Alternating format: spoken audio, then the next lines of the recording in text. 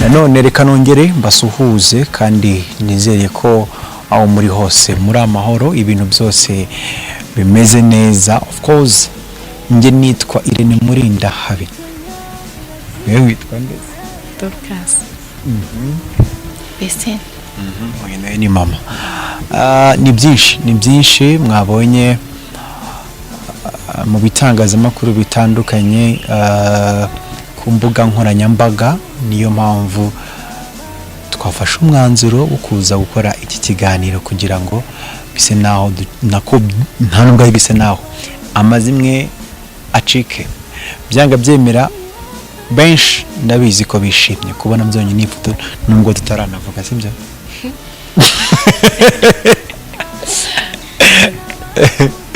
Mama sibyo. Ndabizi ko benshi bibashimishije ariko ntabwo turi byo mu bintu byinshi cyane, ahubwo ndababaza ngo amakuru yanyu bite, bumva ngo bimeze bite? Amakuru ni meza. Ni sawa. Bimeze bien cyane. Urakivuga kuririmba se? Abyibagiwe. Wenda reka mbere twongeye bimene. Mwasengaga, mwariraga, byari bimeze bite? Twebwe twari dufite icyizere yuko ibi byose bizarangira kuko umuntu aza mu kintu ntagahora aseka. Hari ibicanenge byinshi byiza. Rero byakira hamwe no gusenga. Twasengaga nyina Dorcas, ntago twari twicaye turi ku nyine twe ntago byaduhangayikishije cyane kuko nta nubwo byanadutunguye cyane kubera ko iyo winjiye mu kintu uzi ko hazaza n'imbogamizi nyinshi. Ubwo rero nta geste twa to Karabaye vugisha kuri byari bimeze bite? njye nyibyumva nyine numvaga bikomeye. Umukobwa wanjye arambwira ati ibi ngibi nibisanzwe bibaho, ntago n'ubundi twakora ikintu ngo kibe cyiza forever, ntago haburamo inzitizi zaza mu bintu byawe. Ndadusenga musengesho y'iminsi ngahe iyo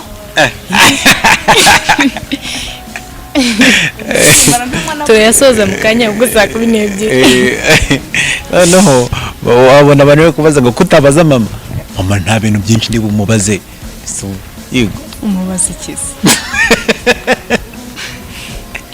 Yego ni saga yamaze igihe kirekire rwose, yaba abanyamakuru benshi bamuhamagaye. Ari statement nakoze ndavuga nti mu quoting iyo ngiyo kuko ntago byari gukunda. Nibyo byo nkunda kubwira yaba abahanzi dukorana nabo cyangwa n'abandi bose, ntabwo byakorohera ko uri bukore ku muhanzi wanjye ukamukoraho ibintu ntishimiye ngo nceceke. Icyo cyo ntabwo gikunda, ntabwo bibaho.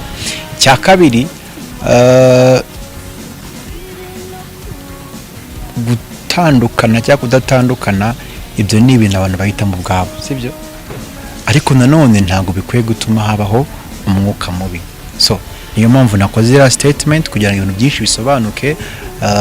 Hari n'ibyo abandi bagiye bavuga birumvikana, ariko abahanzi aribo navugaga bari hano nta na kimwe bari bakavuze, like nta kiganiro na kimwe mwibigeze bagaragaramo bikivuga ko nyine hari view yabo bari babifite ariko bihanganye.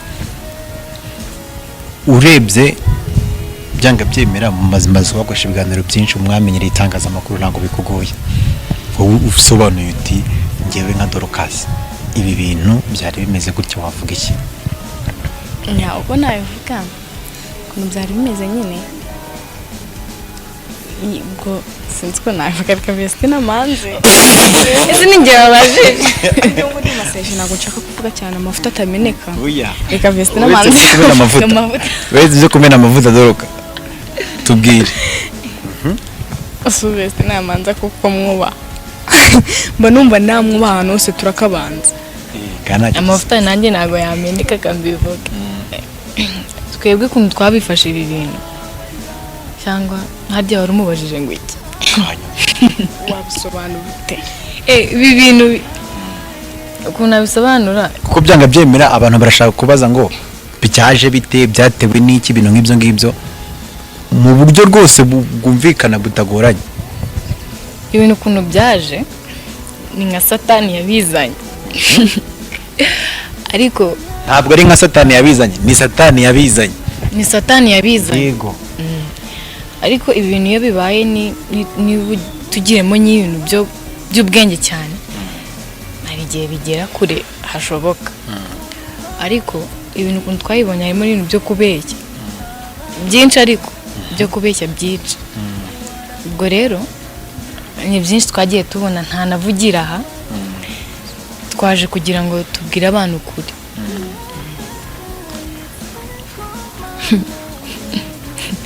Dorcas kuri nakuvuga uyu kuri nuko ibyo Imana yifatanyirije ntawe ushobora kubitandukanya. Amen. Rero kuri nuko ibyaba byose ibyavugwa buri wese avuga icyo ashaka, ako nyine ukuri nuko tumeranye neza cyane, ndetse ibyishimo ugeze mu mahina yarurwanyira uhereye mu mizi. Mama naniwe. Mama yisa nanirwa. Yego yararwaye birumvikana. Nagira ngo impamvu wenda mwabonaga mama ari hano, nagira ngo mubone ko nta kibazo dufitanye. Nta kibazo. Sibyo? No mubyavuye muri kahashya, reka mvemo. Cyaho ngaho.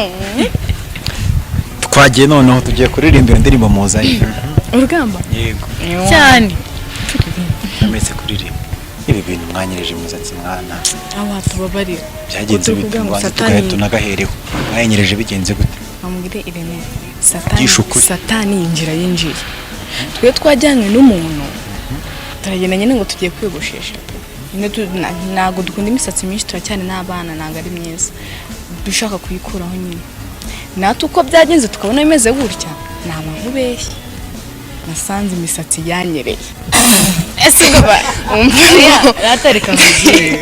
Twebwe ni umuntu mukuru, ntabwo twamusuzugura ibintu yatubwiye, kandi twagiye tudafite papasi yo kunyereza. Ariko ntabwo binanyereye cyane, ntabwo binyereye. Gusa nyine twagiye tudafite iyo gahunda, ariko nyine impamvu bibabaje nuko bisa n'ibyashotse bamwe mu bo musengana yaba, kuko yaba page sinanjye gusa bigaragaje Instagram z'ibitangazamakuru mwagiyemo muri competition nayo ndi babaza nimba muyirimo cyangwa mutayirimo, nibo bayipostinze abantu bigaragara babishyira ama commentaire menshi. Niyo mpamvu mbabajije kugira ngo mbisobanureho, kuko nimba mbizi neza imenya ahantu musengera bitemewe. ariko nyine ibyo byararangiye kandi imbabazi ntabwo byarangiye. Imana itubabarire, namwe mutubabarire mwese twaracumuye ntitwashyikira ubwiza bwawe mucunguzi, none turaje ngo tubabarire utwakire mu cyiza mwiza. Cyokoze twa tugize ku yandirimbo yanyu ngo urugamba rugeze mu mahina, warurwanya uruhereye mu mizi, iminwa y'abadukwenaga warayicecekesheje uravuga, nanjye nahawe ijambo kuko byemewe na nyiri ijambo. cyane indirimbo n'ubundi mwamenyekanye witwa nahawe ijambo, indirimbo mufiteho uburenganzira 100% kugira ngo abantu bajye banabyumva neza, nta mutima mubi uba muri twebwe. Ikindi ndabizi abantu bafite ibibazo byinshi, ariko iki kiganiro tugikoze kugira ngo nk'abahanzi yewe nanjye na mama wanyu bamenye ko nta kibazo na kimwe dufitanye. ibitangazamakuru byinshi byifuza kumenya ikintu ariko ngira ngo n'ubu birumvikana kumva ko nta kibazo dufitanye. Yego birumvikana wawe kuvuga bati none se mama warabivugaho iki bintu ngibyo umubyeyi ntabwo yifuza kugira ibintu byinshi avuga kubera ko n'ubundi abigema atabimenyereye mwabimujyanye. Ntabwo ari twe twabimujyanye, ubundi mama n'abantu benshi bari kumwandikaho amagambo amakomenti bamwandikaho nyine ibintu. Mama ibi bintu nta gahunda yari afite yo kuza kuvuga iki, nawe urabizi nta kibazo mwari nawe urabizi. Gusa ibintu satani yinjiyemo kandi n'ibintu dukora ubundi umushinga satani atavugiye ntabwo ujya uramba. Ubwo rero satani ibi byose nyine ikintu ukora cyangwa umushinga ukora satani ataje ngo abijyemo. Uzamenye ko ibintu ukora batanavuzeho ntabwo bizaramba kandi nyine ntabwo nyine byatuziye kandi tugomba ko byagiye. Ubwo mama ntabwo ibi bintu yari abimenyeye kandi n'ikintu cyamuzanye hano i Kigali yaje hari ibyo nyine aje gufata kuri Cano. Uze Cano, ijambo Cano ryabaye Cano. Ntabwo mama yari afite gahunda yo kujya mu itangazamakuru kuvuge biriya, nta gahunda yari afite. Ahubwo we yaje azingaje gufata iyo Cano kandi niyo Cano mama ibintu bya Cano mama ntabwo abizi ntabyo azi. Rero abantu bari kuvuga ati mama kuki ashaka Cano cyane, nabonye muri komenti mama ntabwo ikina ashaka cyane ntabwo ari Cano, ahubwo ngo Cano ni ikintu kiduhuje ngo twebwe nawe. Niko ngiye nyine ngiye ku giti cyayo ndi kubyuma yaje Kigali ataje afite gahunda yo kuza kuvuga biriya. N'umuntu waje kumufata yaje amubwira ngo ugiye gufata Cano, araza ahita yisanga ahantu hari abanyamakuru benshi, yisanga n'abanyamakuru benshi nyine bahita bamutunga amamikoro kandi mama ibyo nta nubwo abikunda byo kujya mu itangazamakuru. Mbere yarabonye amakamera angana kuri yego kandi byambabaje cyane, nababaye ku buryo nyine nahise njya mu cyumba ndavuga ndasenga kuko ibintu byose ibibazo iyo bije ntabwo bikemuza amagambo ahubwo duceceke ntitwaturire abantu amagambo mabi cyangwa ngo twitwaremo abana inabi. Tujye mu cyumba turagenda turasenga turavuga ati byose ari ubukire aba ari wowe nyine ubihagarika kuko muri biriya hantu handitse ngo nyine Yesu yabwiye ati inyanja tuzi, ubwo nyine ibi byose ni Imana yaruturisha. Imvura y'amacumu nihagarare. Imana yavuze ngo musabe muzamuha, irongera avuga ngo mushake ubwami bw'Imana no gukiranuka ibindi ni ibyaha. Twabushatse rero turasenga kandi nayo irakiranuka nk'uko umwami Imana azanavuga ngakomera mu maso hanjye akaba nk'urutare ngo turi mu mavuta abona gusenga. Ubwo rero nyine mama araza basanga abanyamakuru bahise bagira noneho hari abantu byagaragaye nyine bari gutuka Aimable bakamutuka ibintu byinshi. Nyine avuga ati ibi bintu bimvane kuko ndi kuzira abana bawe nyine bimvane. Mama aravuga ati kugira umuntu w'abandi ibi bintu bimukoreho bitaka. Ubwo nyine mama ntibajyagarira ko yabikoze nko kugira ngo umuntu w'abandi nawe arenganuke ntiyitambike. Uri kumva mama ibi bintu abantu bakomeza kumusebya bandika amakomenti bavuga ibintu kuko mama ni umuntu mukuru sibyo, arakuze umuntu aruta ujya kwandika ku kinyamakuru akamusebya ibintu biriya ntabwo ari byiza. Please mutubabarire ntihagire umuntu ugira kujya gukomeretsa ibyo ntabwo dushaka. Niba mudukunda kandi mwarakunze ukuntu turirimbira Imana duciye bugufi turabinginze cyane ntimwongere kwandika mama ibyo bintu nta nubwo byanshimishije. ngaho nguko birumvikana nanjye ari njye ntibyashimishije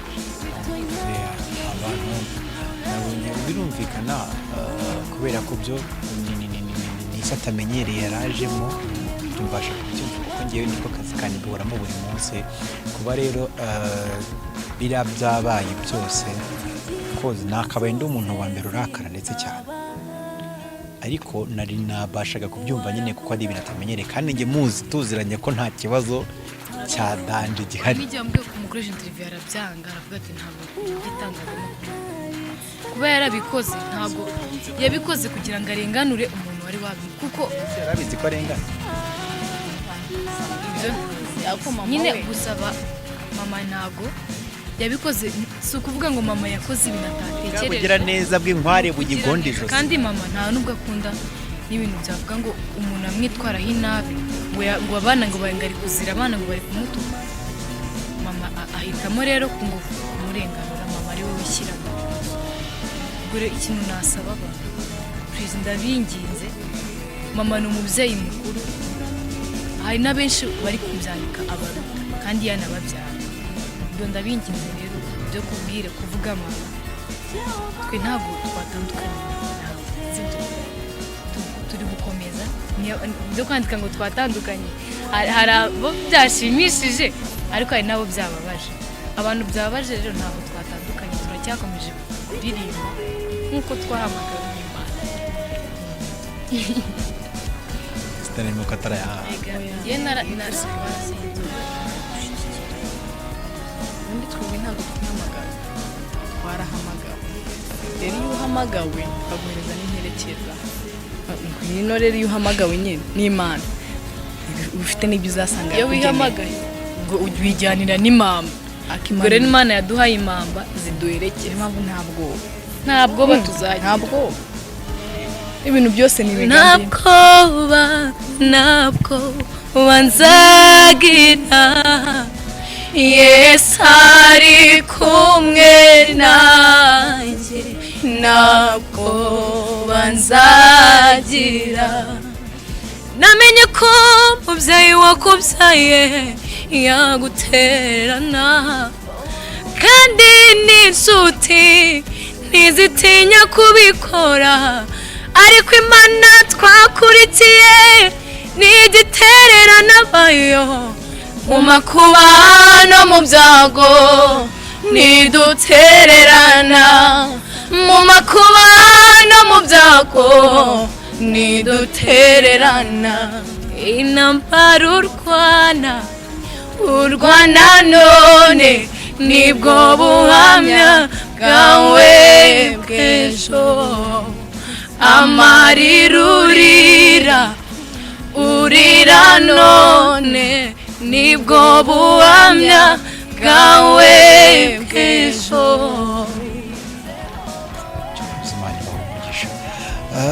nta nubwo nifuza kubabaza ibintu byinshi kuko n'ubundi byanga byemera turi kumwe tuzaganiriza abantu mu buryo butandukanye ariko gusa nk'ugere ngere ngaruke hano like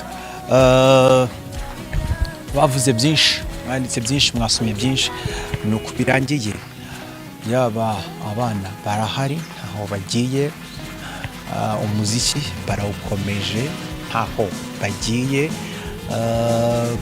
ibijyanye n'ibirego bampimbiraga naje no kumenya ko izi mpapuro mwabonye zacicikanye umubyeyi atari we wazanditse zirimo ngo nabishe bicarubozo umwaka nukambabaje k'iyicarubozo koko nta nubwo nzi icyo bisobanura icyo kibazo nsobanurira iyicarubozo numvaga ari nk'ikintu batogoza nsobanurira ndikumva ziriya mpapuro umubyeyi twaganira arambwira ati ni ukuri ntabwo biriya ari byo wabyanditse ibindi byose twe guca ku ruhande nk'uko nabivuze nanabisubiramo nabo ndabizi ko batabica ku ruhande ikibazo ntabwo cyari umubyeyi cyangwa abana ahubwo ni bariya abantu bagendaga bazana imyuka mibi ndabeshya ntabwo beshya nahamagawe n'Imana ikizi ni mpamvu nta bwoba mfite nyine ese karimo oya ntabwo mwana ntabwo uhumura nta kintu akugira ntacyo yangira kuko mfite Imana ni byiza ko nyine abantu bubaha rumva mana umuziki uravuna twe kubeshyana muza amajoro twaraye duhiga zino ndirimbo abantu imyenda twafuze imisozi twuriye muri nawe ijambo zubyibuka ibi bintu biba byaravunnye abantu rero kugira ngo umuntu ave hariya ngo aje kubyangiza akuna byagorana urumva umuhanzi agira igihe amarana na lebo ye amasezerano akarangira cyangwa se agakansolingwa ariko mu buryo bwiza. Ntabwo rero umuntu uvuye ku ruhande ari we ubirangiza, ni hagati yabo babirangiza. Ntabwo twanatandukanye, ninde wadutandukanye ariko Karimana yaduhuje.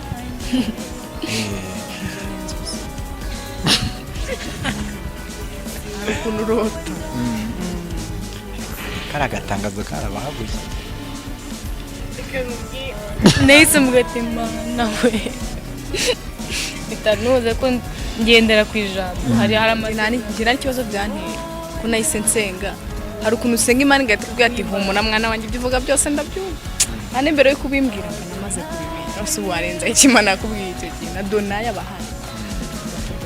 Ngaye gukorera urugendo rurakomeje, yaba nahawe ijambo, yaba papa, yaba Adonai. Ni imiziki yakozwe mu buryo bwiza, mukomeze muyirebe nanone kandi mukomeze musapotinge impano z'aba bana aho biva bikagera. Izindi update muzazimenya mu minsi n'ubundi iri imbere, ariko sofa mwumve ko yaba ibitangazamakuru, ndabisubiramo, yaba ibitangazamakuru bitandukanye, yaba abantu batandukanye, mwubahe umubyeyi w'aba bana kuko niba byayize impano mwishimiye ndetse byanafashije benshi mu buryo butandukanye nk'uko mwagiye umubibona. Reka dusoze n'iki mubwira abantu.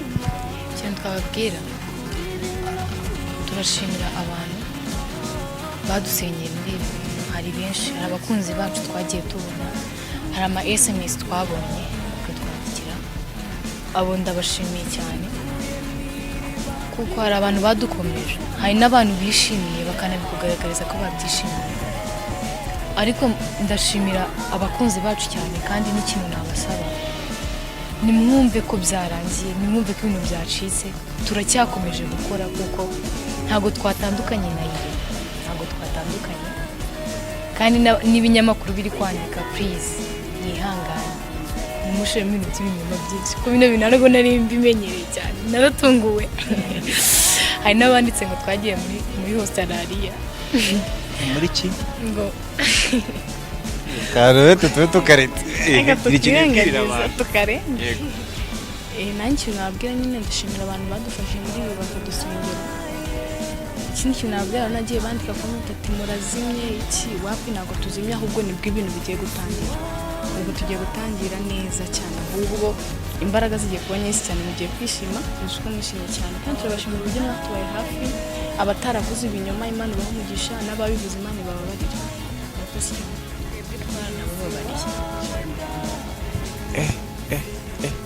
hari nk'umuntu iki kiganiro kiba kibabaje cyangwa se abantu, namwe mwihangane kubera ko nababwiye ko impano z'aba bana ziri blessed n'Imana, ntabwo ari umuntu wakoze kubana natwe.